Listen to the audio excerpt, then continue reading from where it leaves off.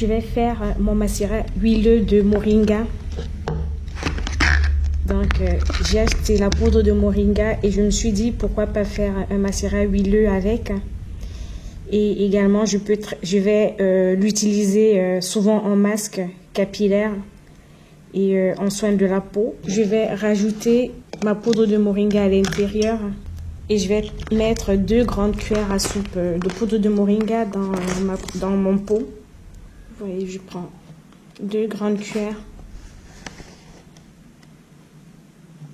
Pour mon macérat huileux, c'est largement suffisant. Je vais faire mon macérat huileux avec l'huile d'amande douce dans un mélange d'huile d'amande douce et d'huile de macadamia. Je n'ai pas changé d'avis. La qualité des huiles d'Aromazone n'est toujours pas top. Voilà, donc je vais rajouter tout ce contenant. Donc, vous voyez, ce n'est vraiment pas beaucoup. Donc, tout ce contenant d'huile d'amande douce.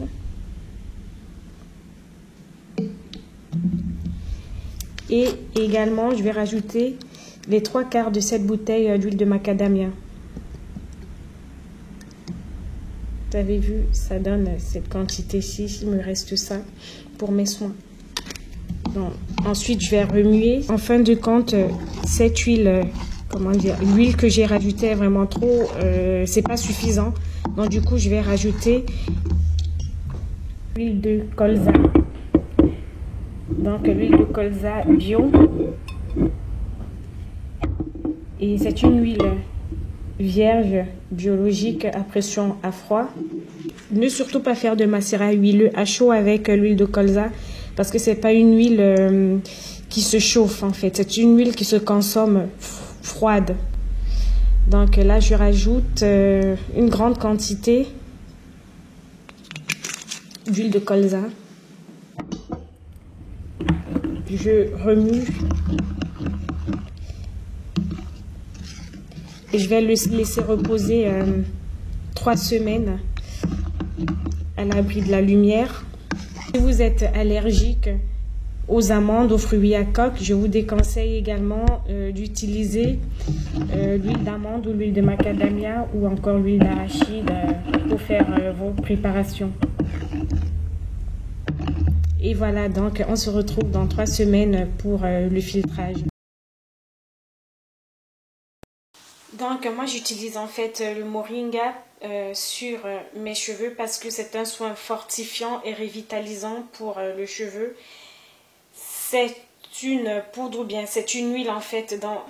Le moringa est riche en vitamine A qui est également bénéfique pour la peau parce que ça rend la peau souple et élastique. Et en même temps, c'est un antioxydant et ça revitalise la peau également parce que ça favorise l'élasticité de la peau. C'est un antioxydant également et qui lutte en fait contre les radicaux libres. Utilisé en masque avec un peu de miel et d'huile sur la peau, ça va justement purifier et nettoyer votre peau en profondeur et également l'assainir. C'est une poudre qui lutte contre la déshydratation de la peau et renforce les barrières de la peau. C'est vraiment une plante qui est très bénéfique pour la beauté, pour les soins. Et voilà. Donc moi aujourd'hui je vais filtrer mon huile de moringa, mais également je vais vous montrer comment je fais le beurre de moringa. Donc comme ça fait en fait 3 semaines que j'ai fait ce macérat huileux, je vais juste vous montrer la différence de couleur. Ça c'est l'huile de moringa que j'ai achetée. C'est une huile achetée au salon de l'agriculture et c'est une huile faite par les graines de moringa. Donc, il y a une différence avec le macérat huileux parce que ce que j'ai fait, c'est un macérat huileux. D'où la différence de couleur. L'huile de moringa a une couleur verdâtre, mais pas tellement. En fait, c'est une couleur jaune assez pâle. Non, c'est une couleur jaune foncé qui tire vers le vert. Alors que là, c'est une couleur, dans mon macérat huileux, a une couleur verdâtre. Donc, du coup, je vais tout simplement prendre ça.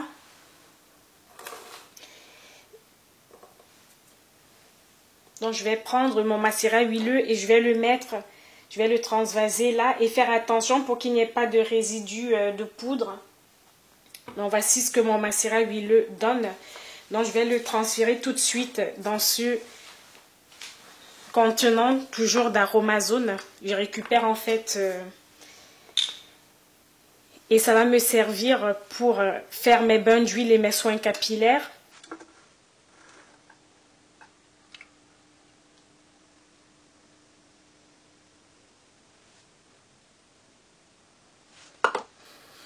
Donc voici mon macérat huileux de moringa. Les macérats huileux ou bien les huiles végétales sont à conserver dans un endroit sec et à l'abri de la lumière. Le fond de mon macérat solide, je vais le mettre à bain-marie tout de suite. Voici l'équivalent de 18 g de cire jaune. Je vais tout de suite mettre à l'intérieur de ma préparation et je vais laisser fondre. Donc je vais laisser que la cire fonde complètement et je vais remuer. La cire a complètement fondu. Donc je vais retirer du feu, je vais éteindre le feu. Et je vais retirer, vous avez vu, j'ai changé en fait le contenant parce que ça n'avait pas marché avec la boîte en plastique que j'avais. Du coup, j'ai mis dans ce bol en inox. Donc j'ai transféré dans ce bol en inox. Et là, je retire du feu.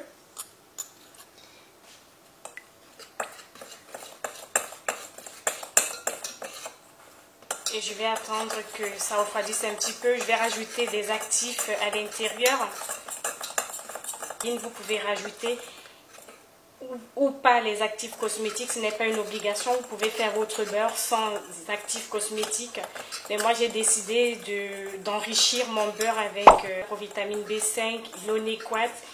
Et je voudrais en fait qu'il y ait une senteur d'orange sanguine à l'intérieur. Et c'est juste les raisons pour lesquelles j'ai rajouté ces actifs cosmétiques. Mais ce n'est pas une obligation, c'est juste une option. Voilà. Comme c'est un beurre que je suis en train de faire, donc pour éviter que ça ne se solidifie, je vais aller vite. Je vais tout simplement remettre dans mon contenant, dans le contenant définitif. Donc j'ai remis dans le contenant de tout à l'heure.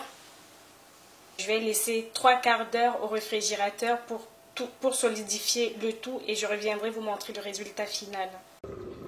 Voici à quoi ressemble mon beurre de moringa. Il est encore un petit peu mou. Il est bien épais. En fait, il est bien épais et ils sont divinement bons. Une petite odeur de noisette et d'orange, donc c'est très agréable.